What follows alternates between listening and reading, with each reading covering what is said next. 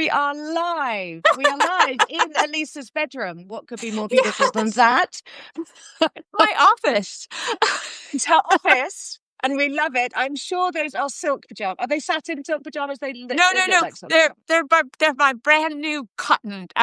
They're yes, very Okay. soft. They're like mental institution pajamas. Oh, okay. We'll wait for Nurse Ratchet to come in, shall we? And just start completely. you. She's coming to check on me. She's knocking on the door. Making sure I'm taking my meds and I'm working enough and getting my novel done. Yeah, exactly. Whiplash. Everybody, I'm sure you all know Alisa Kennedy Jones. We know her as Gotham Girl and Empress of all she surveys and Queen of Substack. But what you may not all know about her is that she lives with epilepsy. Should I say is epileptic or lives with epilepsy or has epilepsy? What's the any of all those are fine. I don't cling to any kind of language at this point because everyone is coming to it in a different space. I had a note this weekend from this amazing person, Andrew, who he's like from another spaz in New York, which is so like a verbose. So good. Let's rehabilitate the word spaz. That was the word of my childhood. And he was so sweet. He was like, I've had epilepsy since I'm 3. And he's like, I pre-ordered your next book. And I'm like, I got to finish. You got to write it. Did you say, I've got to write it? I've got to finish. Yeah, I've got to finish. I mean, I fell in love with you. I knew nothing about epilepsy. I knew nothing about you. Your book, here it is, the memoir, Gotham Girl Interrupted, My Misadventures in Motherhood, Love and Epilepsy. And I knew nothing about you, Alisa, at that moment. I can't remember when I read it, but it was way back in my Substack. No one read it. I read it. You read it. I read it. And a couple people read it. Okay, well, more people are going to read it now because everybody watching this live and recorded is going to order it, and we're going to make sure the link is in the transcript when it goes out recorded because it is extraordinary. How often do you get, for me, this is a rhetorical question, how often did I get to talk and learn and listen to somebody so eloquent, so brilliant, such a brilliant brain as you talk about something which, I knew nothing about at all, something so internal. And so I wanted to start there, Alisa. I'm going to read out the passage that really, it blew my mind, if that's not a crazy thing to say to somebody who has epilepsy, because it let me in. It let me in to your world to the extent that words can let a person in. And you did it. And it was the bit that made me fall in love with you. So everybody bear with. I'm going to put on my glasses, which means I'm going to have a crazy ring light reflection happen. I love that. And I love them. They're so ring light reflection. They're so Irish. Ridiculous. I'm going to read this bit out. It's, it's just under a page. It's incredibly beautiful. So this bit is Alisa is talking about her very first seizure or grand mal. Which happens tomorrow, 15 years ago. Wow. Yeah, tomorrow's my anniversary of my first seizure ever. And my daughter went through such trauma. And anyway, I won't interrupt you anymore. But tomorrow's my spaz-anniversary, I suppose. Okay, that's so beautiful that we should be meeting today. So in honor of your spaz-anniversary, fantastic word. Okay, I'm going to read this out. So this is Alisa writing about trying to describe exactly how it was that first time. It's not that I see darkness in my head. I just don't see at all.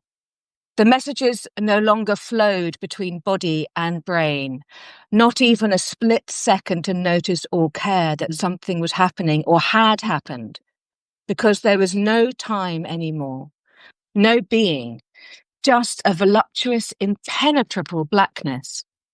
There was no distance, no distinction between it and me. I was as much part of the blackness as it was part of me. There was no pain. In fact, there was less than no pain. There wasn't even a concept of it because there was no body that I occupied at that point. No gravity, no corporeal heaviness, only nothingness, but less even than that, only light. What I saw was all the light in the universe, even the little bits you cannot see. 100,000 sparklers from a galaxy far, far away, not entirely blinding, but close.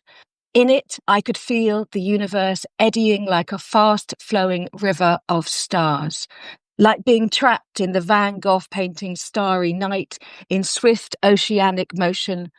But it was more than light. It was a feeling of transcendence, of unstoppable ecstasy, accompanied by divine chromatic effects, a rapturous, paradisical stillness and glow. Amid the rushing of countless points of white light, I felt myself wrestling blindly to separate myself from this luminous new inner geography, to get back from it and put words around it, to observe it. All I could hear out or hear myself say was, "It's a lightning storm in my head." No deep jack-handy thoughts, nothing profound, just star stuff. It was unbearably bright and impossibly close, but still, I didn't want it to stop because it was beautiful, ecstatic even. It was the electric. Oh God, you Fuck me. oh, Oh man. you humble me. Oh, Oh, with your reading is so beautiful. And wow, but that is what it is for me. And also it's musical is what has become over because my seizures have shifted over the years. So wow. when I awaken, it's often with an aura of, which is technically, I've learned another type of seizure. Um, and so I'll have these musical auras that are often like a DJ in my head. So there's a music to them as well that Is it a is, known tune or is it, yeah, is it, more recently in the recent years, in midlife as I've gone through, like right during the pandemic, I was having a series of really bad seizures. yeah. In Los Angeles, I had been asked to come out and adapt the book for television, which is a very hard thing to do because, in truth, everyone's interested in the idea of this, but no one's willing to take a risk on a seizure girl to carry a show.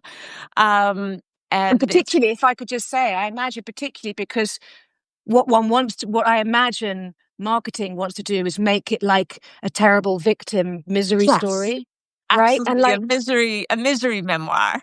a And misery memoir. yeah, and I'm 100,000,000% against that approach, and not in a toxic positivity way, but in a, No, "That's just not me." no. That's never gonna be me. I no, I've learned too much not to dwell in that, and I refuse. I Yeah. refuse to dwell in hopelessness. And there's too much joy in between the seizures. There's a lot of hardship because you wake up wicked injured sometimes, and that was definitely true of the big one that I had that I had 10 years ago. Should we Um, go back to that and just tell? Should we go back to that and just tell so everyone about that? Is that okay? yeah, yeah. So the big one I had was a time I didn't listen to myself, and that was in New York City in 2015 on a spring day, an April 11th, not a September Mm. 11th, but Yeah. and I was in my apartment, and I had a lot of work to do, and it was the height of my career. I was working on all these projects, one for Marvel, one for, it was a Netflix thing. It was a whole series, and we were going to take over the city with this whole campaign. And I had a ton of work to do. I basically died over a PowerPoint that I had to get done. It was the stupidest thing in the world. I was like, I have to get this PowerPoint done. I need some coffee. I am going to the market to get the coffee. I was very like, I don't feel well, but I'm going to get the coffee. I am going to do like Susie Orman says, and I'm going to buy the can of coffee and, make a whole pot instead of, going to Starbucks and spending $7 on a latte. Yeah. I'm going to be a good girl. And I went to the market, to Steedy's on 86th Street, and I ended up doing a full-on horrible, like Ari Aster face plant from Hereditary, where I shattered my whole face. I shattered this jaw. This was a prosthetic jaw for years and years. I still have a metal chin plant here. I broke my whole face in 16 places. I had no memory of it whatsoever. I, again, had the beautiful experience. Yeah. Yeah. Of no pain whatsoever. Yeah. Woke up in the hospital. Woke up just barely leaving Gristedes, saw the banks of CCTV videos passing by me and going, oh no, it happened again.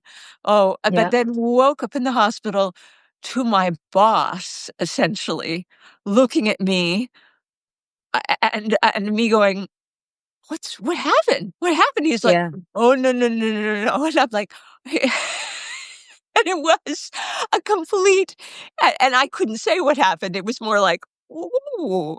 And he was like, oh, kiddo, you're a mess.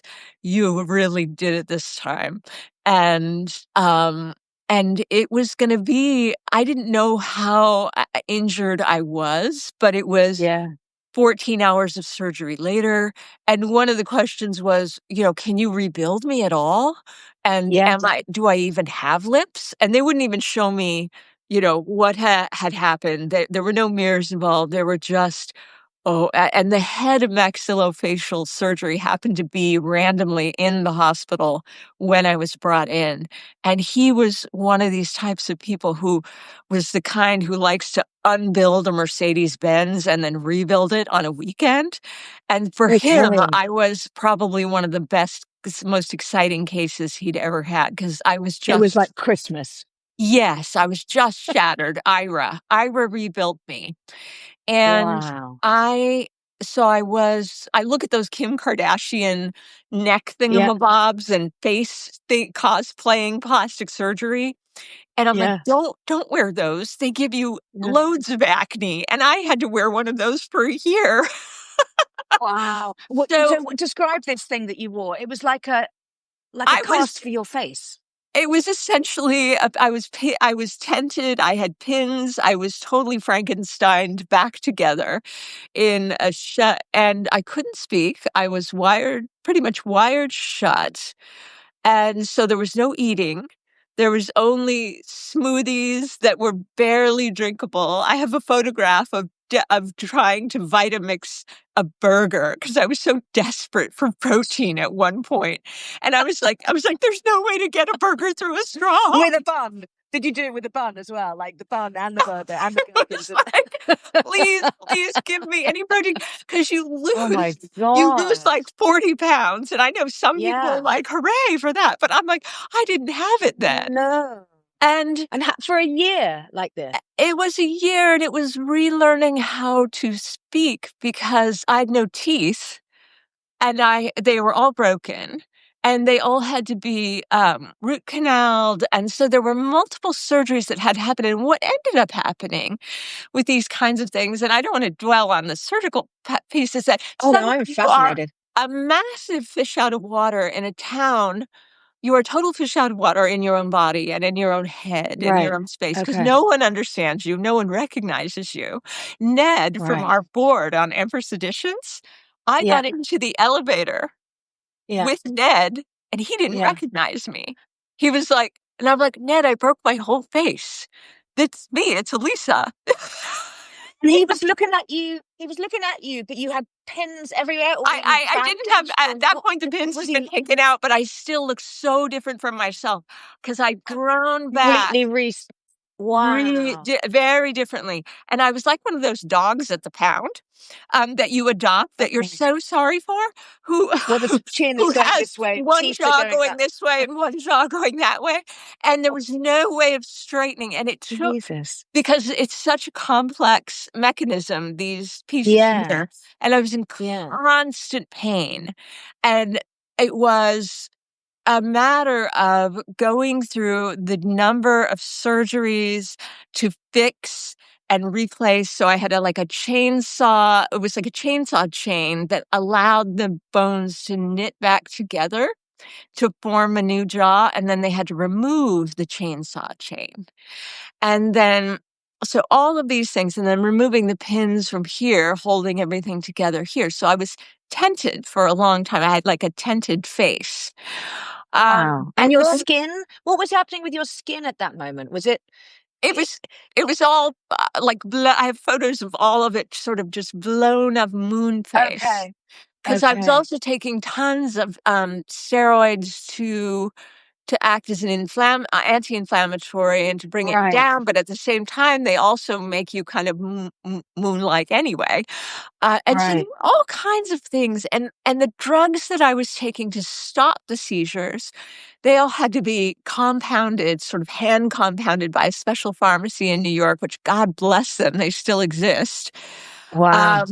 And so it was liquid, but they also caused this side effect of just absolute rage. So, Wow. and Okay. so I would, have these stretches of time where I was just a wicked bitch.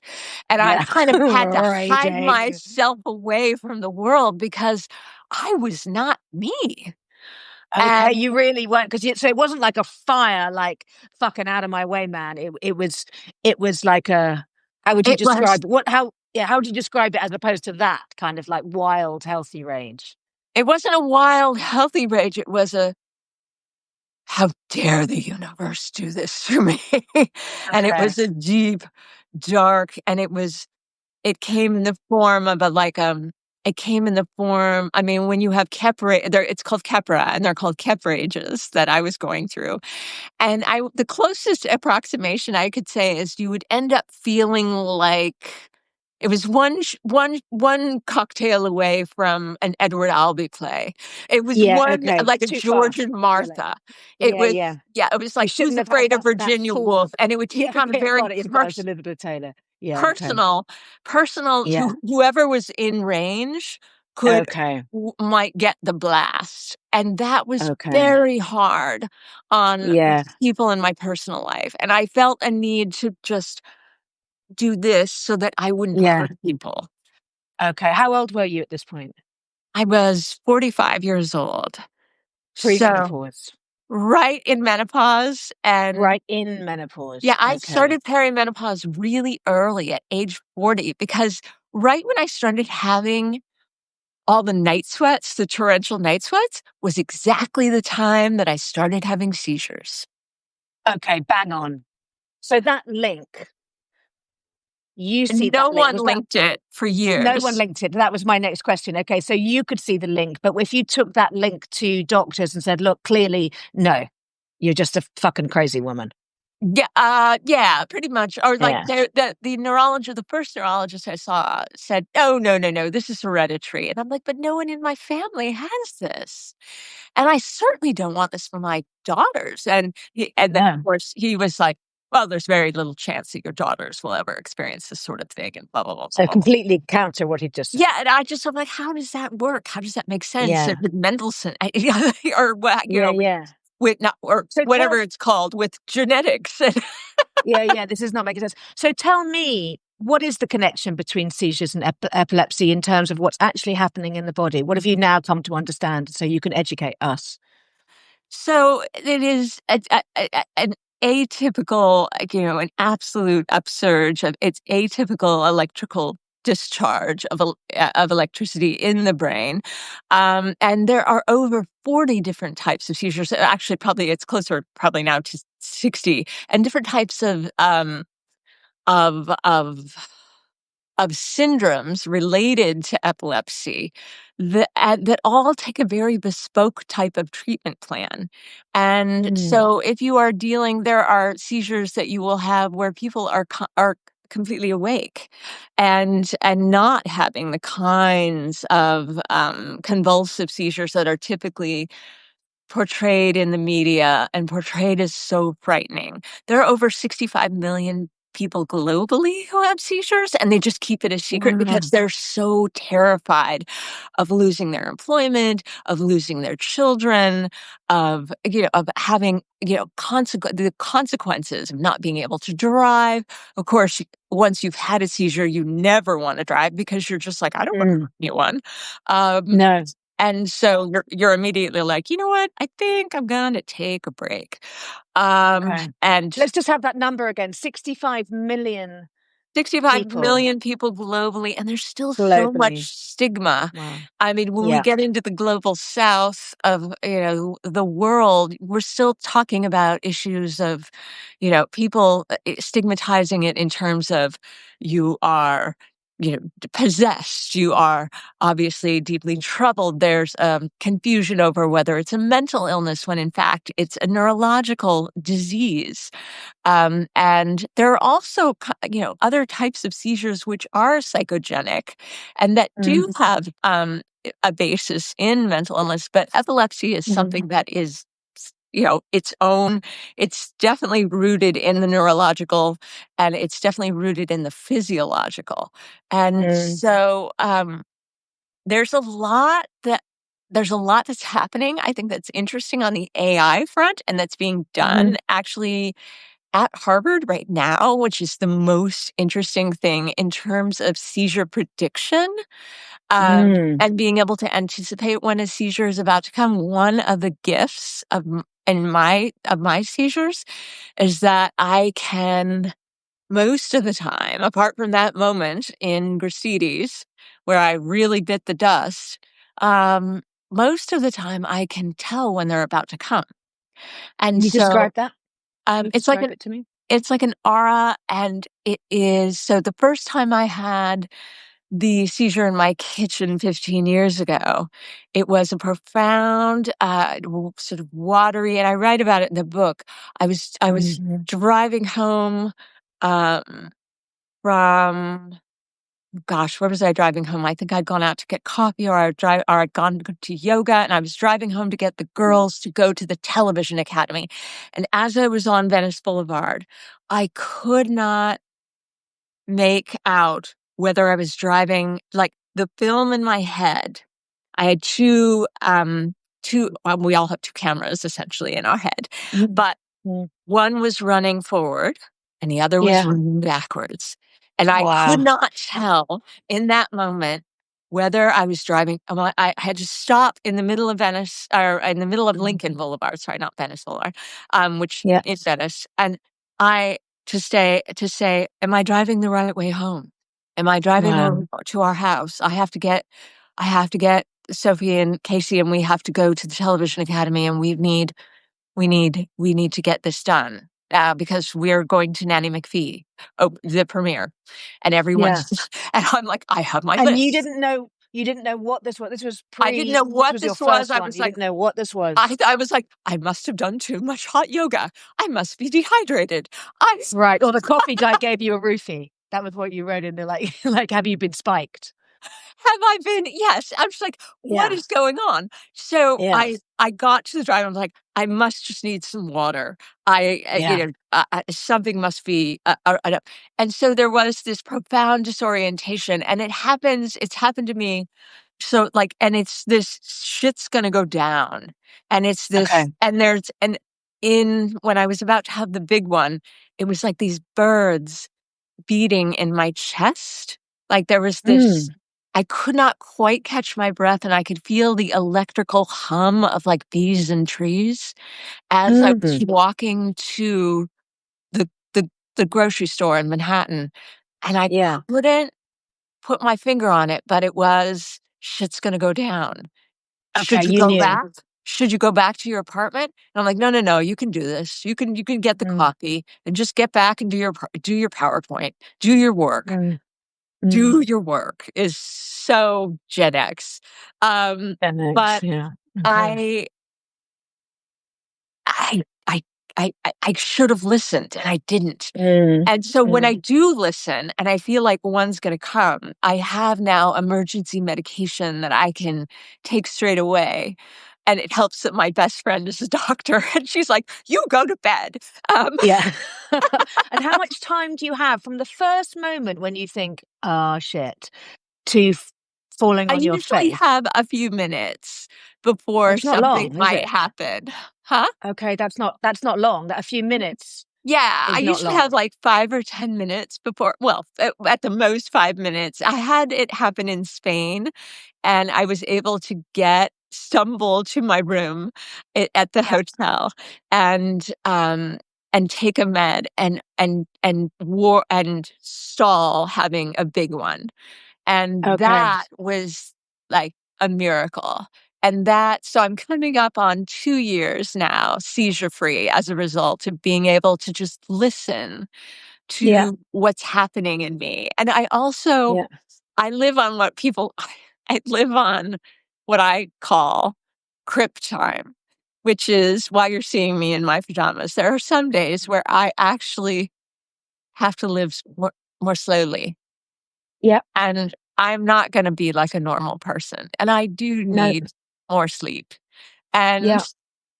I'm gonna do that because I do not want to have to put my family or anyone I love through the healing process again of all the breakage and all the fallout, to quote you, of what it is to recover, of the months of speech therapy, of many hours. Because after you break this, you have Yeah. to go to the doctors every week, and they unwire you, they brush your teeth, they X-ray you, they make sure you're going back correctly, and then they wire you shut again, and it's like being Oh. buried alive again.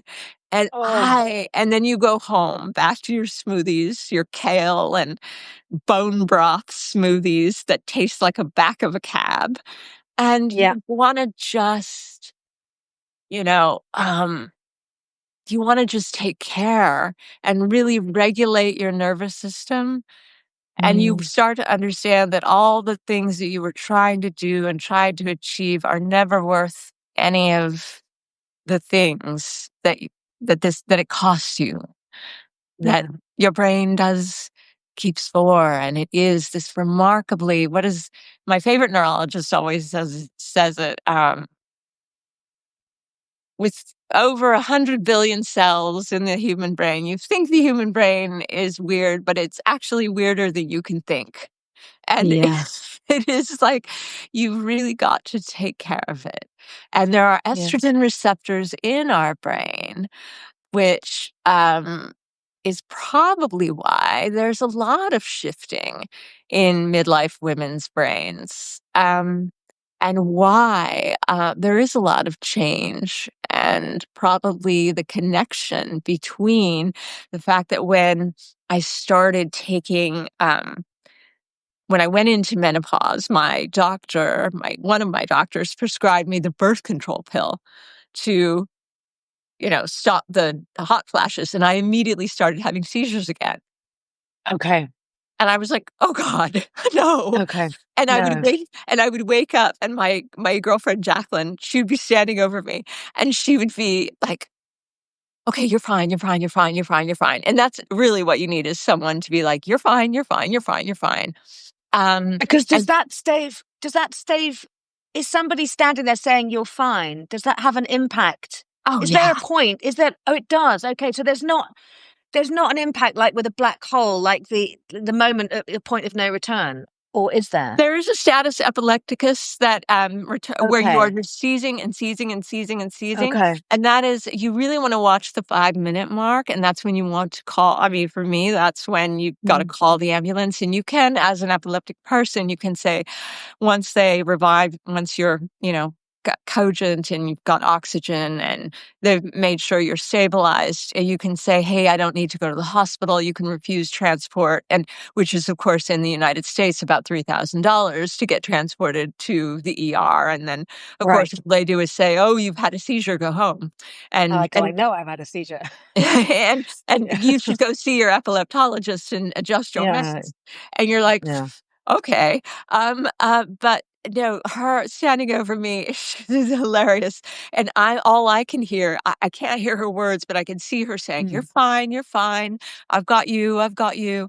Um, but all I can hear is Freddie Mercury singing at the top of his lungs, Bicycle.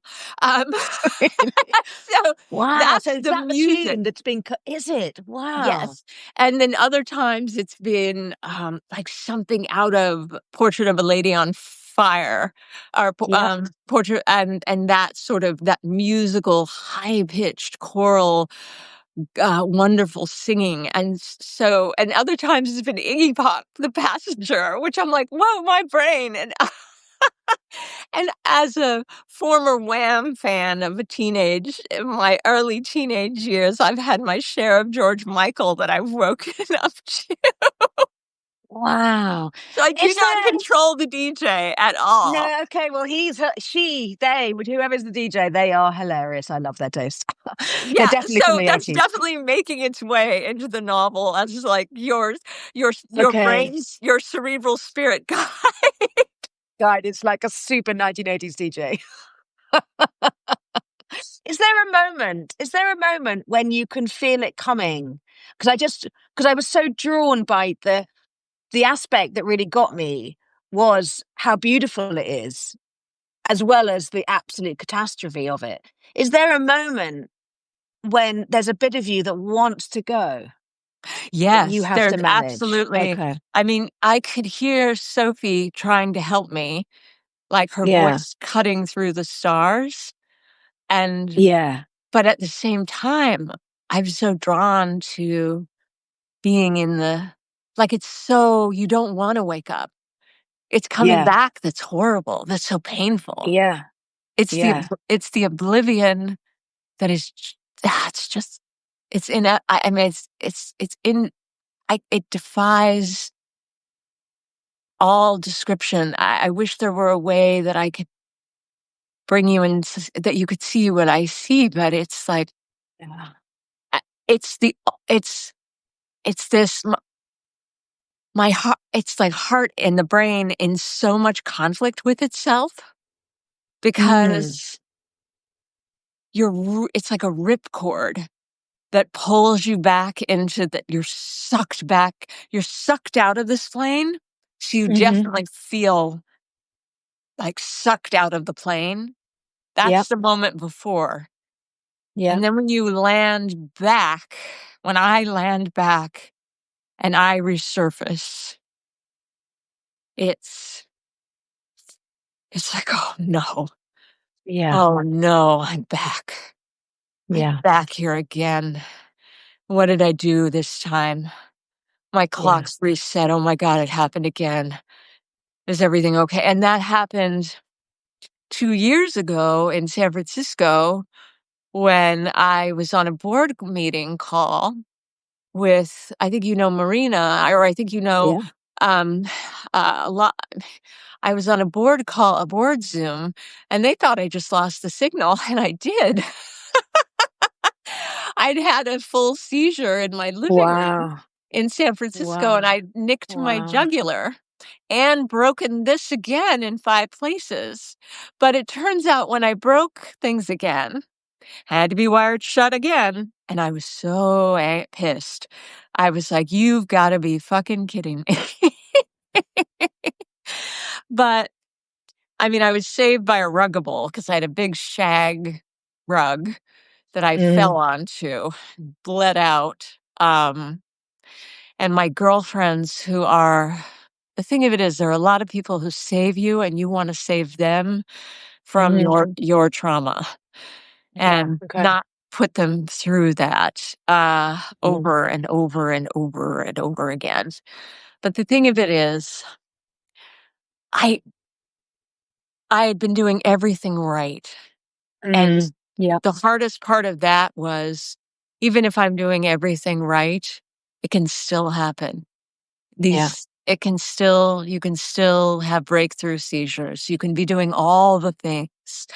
And often in the epileptic world and in the world of allopathic medicine and traditional medicine, you will hear from your physicians, well, were you taking your meds? What did you do?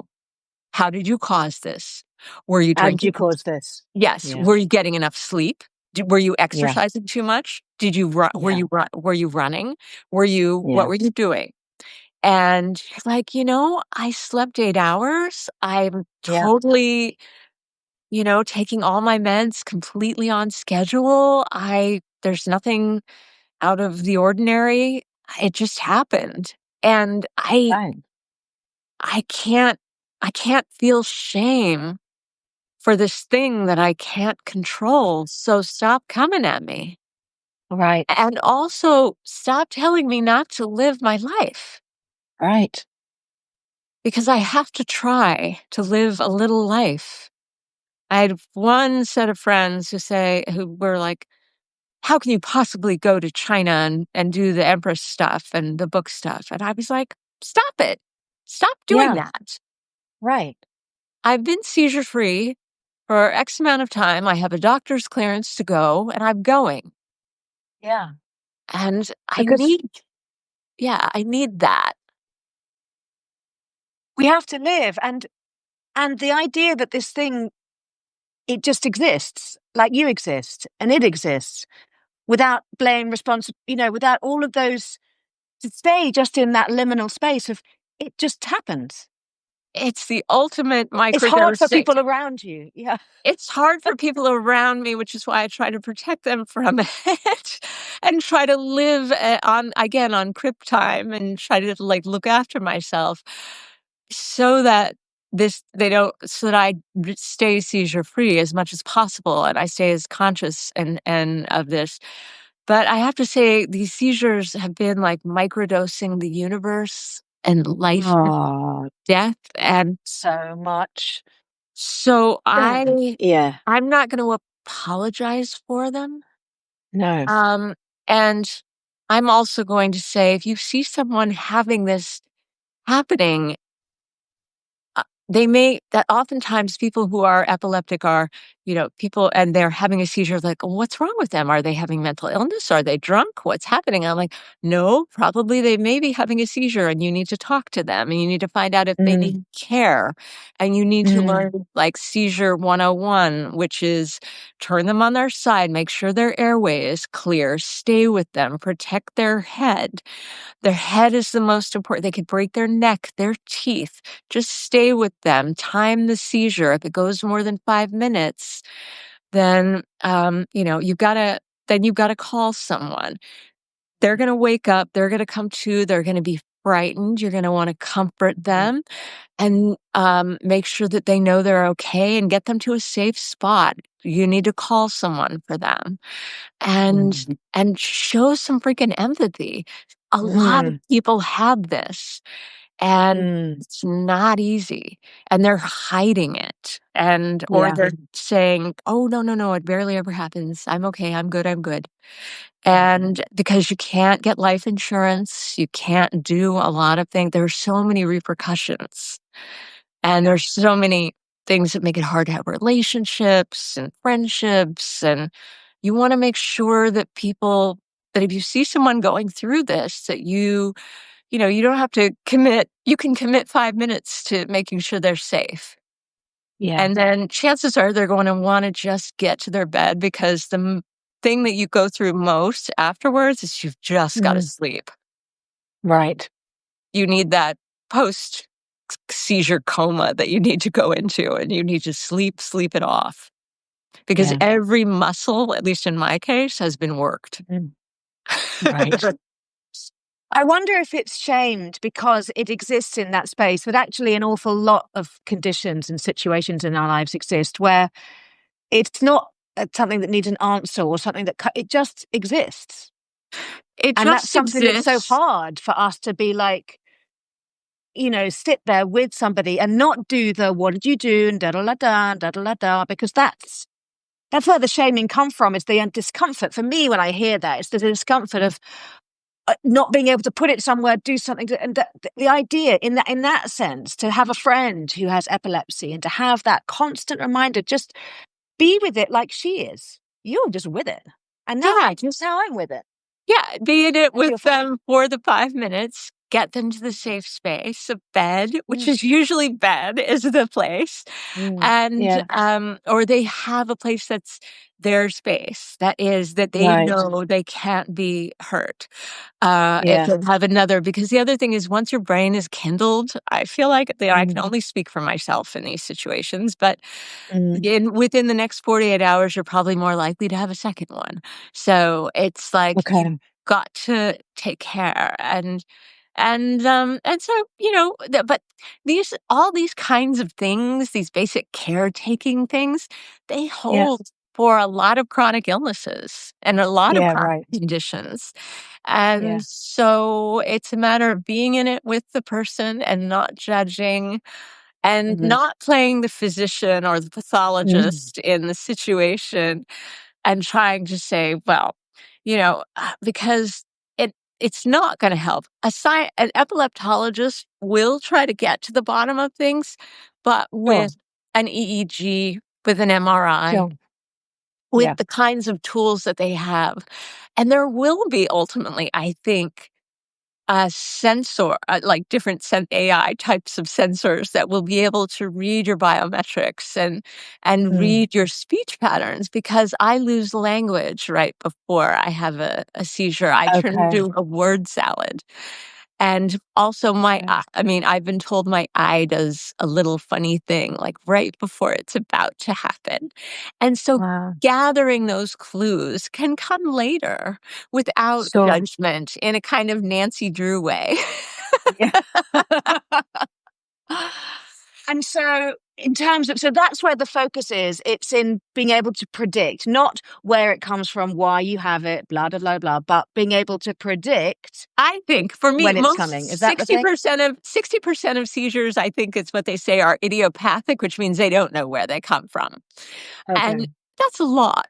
And so if we can predict and we can sense when they're coming and get to a safe space, then that's a great thing. We're probably going to have, within 5 to 10 years, if we keep using AI to develop good drugs.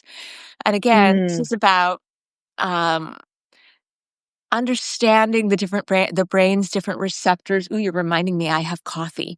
Drink your coffee. The brain's different receptors and the way that they work together, and and different types of bespoke psychopharmacology and neuropharmacology.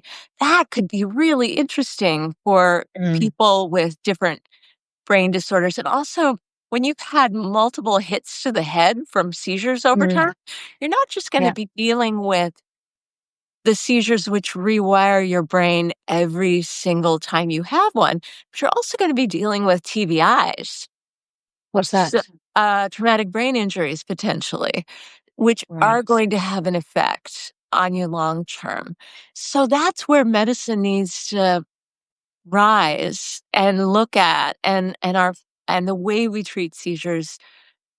We need to understand the intersection between all those hits to the head and how the brain is so plastic and how it neuroplastic, and how it rewires itself. And that's the other thing, is you wake up from a seizure, at least I wake up from a seizure, and everything is technicolor. It is like a profound sense of beginner's mind. It's almost too gross. It's almost too close. Everything, the grain of a textile, of the weave of a textile, is almost too clear. So it's like you have to take a beat. Yeah.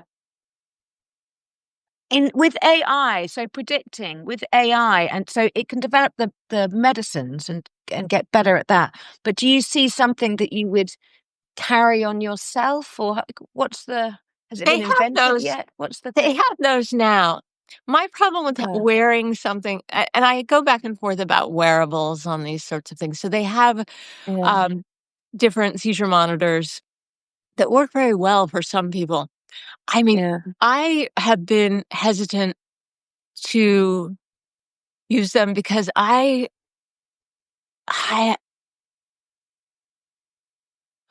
on the one hand, I have done the experiments where I've worn a full, walking MRI, and I've lived my life where everything was plugged into my brain, and I have gone around for days and days and days, and I've worn a like a recorder on my chest. It's a mobile, EEG is what it is. That's what it is.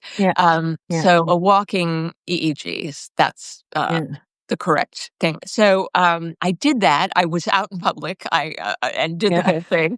And, you look like a complete cyborg. I look like a complete tampon. Um, just like a big tampon. But the thing of it is, I think with the bracelets they have now, I mean, some people have a fear of, being monitored and blah, blah, blah, and all of that sort of thing. My thing of it is that when I am having an EEG, my brain is constantly discharging. It's like 1,000 little seizures, subclinical seizures all the time. And I don't think I could work if it were going off constantly. So because it would be constantly saying, warning, warning, warning. Yeah. Okay, you'd be like a car constantly reversing and Yeah, and I would be like one of those dreaded car alarms in New York City. And I don't wanna do that to myself. I need to be able to get into the flow of doing work, and I need to also be able to forget about this condition from time to time so that I can live life. And, it's it's not I used to fixate on it, and it was a huge part of me for a number of years. But now it's just one part, and it's over here, and I have the whole rest of my life, which involves a lot of printing and publishing and China It sure does. and author care. Yes, it does. But the thing is, I would hate to be distracted from a creative life because I was constantly worrying about the little fires everywhere in my head, to quote another author. And yes, to quote another author. so, I'm open to being part of studies and testing for different, to understand, like limited testing where it's a duration, so that I collect the data so I can understand what the feelings are and what the conditions are that precede, that anticipate a seizure. But I don't necessarily want to have something that's, going off all the time. Yeah. How long did it take you from first seizure to not it not being your whole identity? Like now it feels to me like the way you just described it, like it's a part, it's an aspect of you. He or she or they, whatever is how you describe your epilepsy lives here, you live here, you do this. How long did it take to get to that bit where it wasn't consuming you as an entire identity? I think what happened, well, I think it was probably once I got well from I think it was once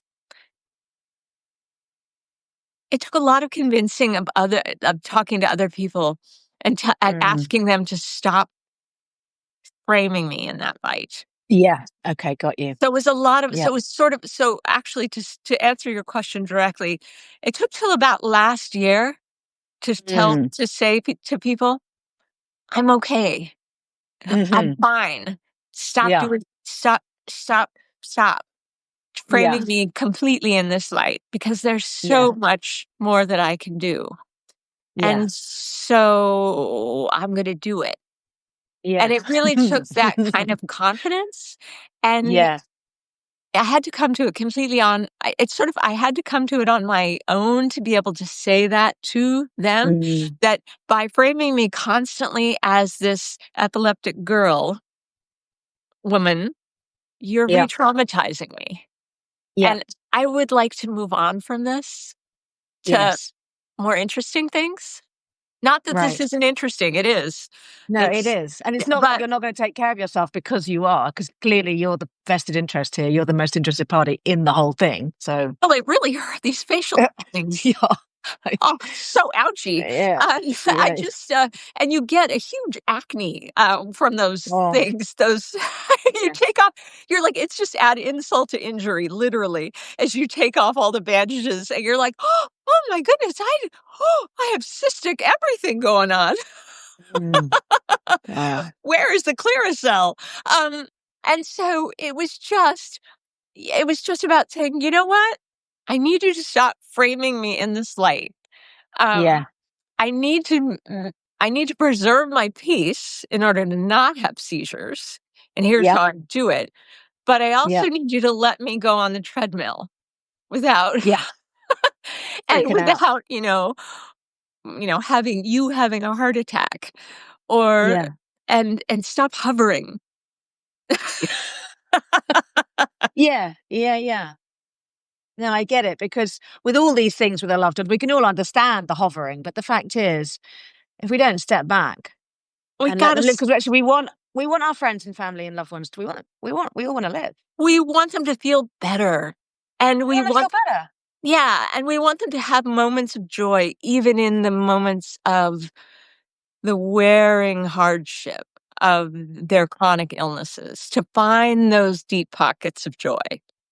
Yeah. And you Yeah. know what? And to capture them and to own them and to Mm. savor them. Whether Mm. it's, and I would have these moments where, a lot of epileptics can't cook. And I'm like, you know what? Mm. I feel really good today. I'm baking a pie. Yeah. Yeah. And I'm making pain au chocolat because Yeah. I'm doing emotional support baking and no one's Yeah. gonna Yeah. stop me. And that's what I love because that gives Mm. me such joy when all Yeah. the neighbors can smell the goodness coming from the pain au chocolat. So so I strategically break the rules. Um, Yeah. and in that way, yeah, you will get the doctors going, "Are you being compliant?" Yeah. Yeah.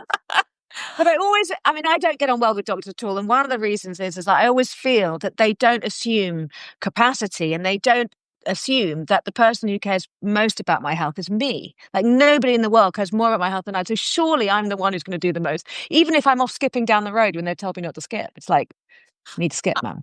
I have to skip once in a while. Come on. Everyone has to skip once in a while. I have to skip. Don't tell me Yeah. not to skip. I'll do all the Yeah. relaxing breathing. I I can only do so much, meditation. Yeah. I All the worthy stuff, which no doubt works, but still, it's like, yeah, but the thing of it depending. is, that's the other thing is every time I talk to them, Mm. right when I had this first seizure 15 years ago tomorrow, I was Mm. doing all the right things. I was drinking all the green things in Santa Monica when I was working in TV and film. I was going to yoga. I was, meditating. I was getting a full night's sleep. I was doing wheatgrass shots. I was Oh my God, they're disgusting. It's They're so repulsive. disgusting. And we would be like, "Oh, we're good. We're so good." And Nothing's gonna happen, we're being sober. nothing's gonna happen now because we've done this. Everything happened. Everything happened. Yeah, everything happened. Everything Exactly. happened. And despite all of that, so I was taking Yeah. all my supplements. I was taking doing all the wellness things. So fuck off, wellness people. Good, well said. Especially No. the ones who are 17 years old who tell me to eat kale. They can really fuck off. Oh my god, and I was watching this, like, woman, and she's lovely. I didn't want to, I was I'm watching sure she's lovely. She's lovely. She's a midlife woman. She's totally a star. She's like one of those Instagram star people. And she was doing a hot girl smoothie the other day. And I was like, Oh I my typed in, this God. is my ninth circle of hell. And I'm like, no, don't say it. Don't say it. But it was. And she was bouncing around her kitchen doing this big with a bunch and of then she put the phone down and she cried. Okay. I know. I was like, are you miserable? Don't you want a muffin? Yeah, she wants a muffin. How I can't about a begin to tell chocolate you. chip scone? Exactly. Watching my mum die, really, my mum would never have cake. She would never give her, and then she died. And I just thought, fucking hell, she could have eaten loads of cake. She could have had joy. My mom died, and she ate all the things, but she died. She died young and beautiful. But the thing of it is, she of a brain thing. But the thing of it is, she lived a full life experience, and she Good for wasn't her. gonna stop at Good for her. all. And right till the end, she was still smelling the roses. We were still cooking together and doing things that gave her joy. And that was the most important thing. There were times when, because of what she had, we went through some real drama because I mean, brain cancer makes you crazy, and that can make you. And that was the first thing that I thought that I had. Right. I don't have that. No. But brain cancer can have you go. I remember her trying to show up here in Cambridge, and I went to pick her up at the airport, and she just wasn't there. She had gone completely missing. And then, so there were all kinds of things that we had, and we were trying to find her. And, it turns out she had rented an apartment in San Francisco that we didn't even know about. And there were things that we were like, what are you doing? And, but the thing of it was she had done she'd eaten healthy her whole life. And still bad things still happened. She ate cake. She she didn't skimp on the cake. But she also didn't skimp on the yoga. She did all the things. And I want to say that even though her life was short, her life was. We had this thing in our family, which was like, do you want the full life experience? And and we were like, yeah, I want to have the full life experience, no matter what. Yeah. Yeah. And Yeah. and it was like, okay. And so it was like you had to go and get that. And she definitely lived that to the end. And I believe in that. And I want my children to have that and not have the saying, oh, you can probably hear the construction outside my door. We're having a park built next door. But especially for you. yay. But the thing is, I think that that's what informed my attitude about epilepsy and all the brain stuff when I was diagnosed was her attitude going through, because she had just passed away 2 years before I was diagnosed. And I was like, well, I'm going to treat this the way she treated. I'm going to stay as hard as this is, and as many, especially with the cocktail of trials of meds and all the side effects of meds, which are crazy. And you're like, what am I seeing? Oh, that's a side effect. But the thing is, I want her viewpoint, which was that full life experience, all the good and all the bad, all at once. She's like, I'll take it. Give it to me, the full meal. And I was like, okay, I'm going to take her view. Yeah. And I'm not going to take it in misery. Yeah. I'm going to take it with hot sauce and ice cream at the same time. Hot sauce and ice cream and gelato, which is my next post is all about gelato. Is it? Okay. Yeah, I want the full life experience too. I want the full meal. I want the full Monty. Yeah, give it Not all. in that way, but yeah. Yeah, yeah, yeah. I I'm going to let you go in a minute because we're at an hour, but I just want to know there'll be people with epilepsy watching this, and what do you want to say to them? I love you. I'm right Mm, here for you. I am right mm, here I'm right here in it with you, and I'm not letting it go, and you're not.